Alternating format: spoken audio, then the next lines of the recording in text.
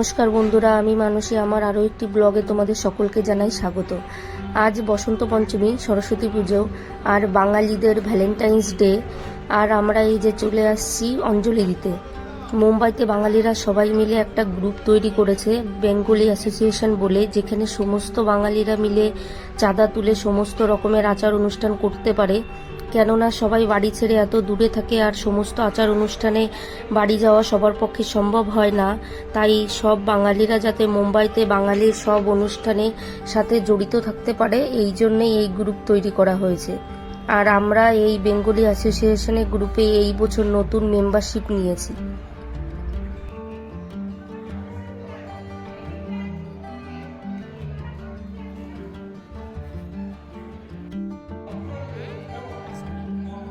ঠাকুরমশাই এখন এই যে সংকল্প করছেন।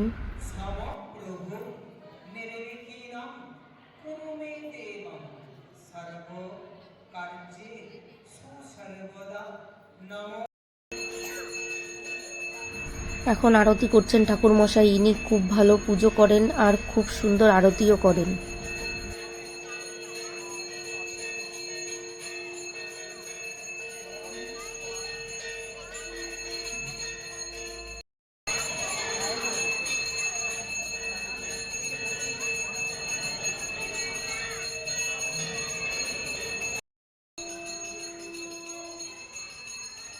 আমরা অঞ্জলি দেওয়ার জন্য এই যে সবাই দাঁড়িয়ে পড়েছি।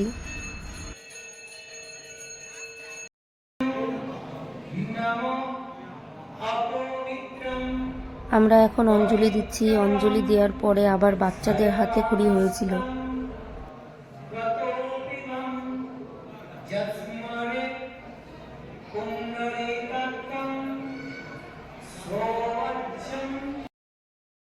এখন ভোগ বিতরণ করা হচ্ছে, সবাই লাইনে দাঁড়িয়ে ভোগ নিচ্ছে।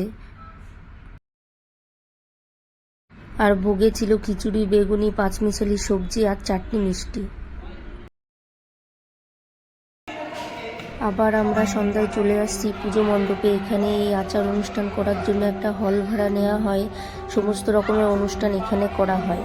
আর আজকে সন্ধ্যায় এই কালচারাল অনুষ্ঠানের আয়োজন করা হয়েছিল।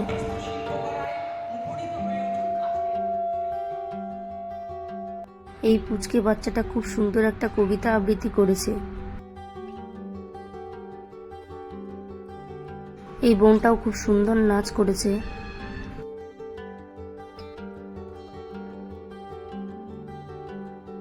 এই ছোট ছোট বাচ্চারা খুব সুন্দর নাচ করেছে আর দেখতেও খুব সুন্দর লাগছিল।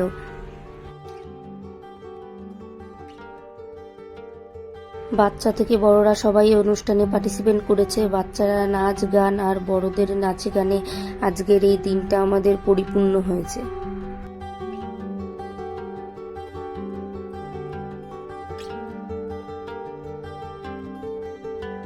আর সব শেষে এই দিদি আর দাদার অ্যানিভার্সারি সেলিব্রেশন আর খাওয়া দাওয়া হয়ে আমাদের দিনটা শেষ হলো। বন্ধুরা, আজকের ব্লগটা এই পর্যন্ত।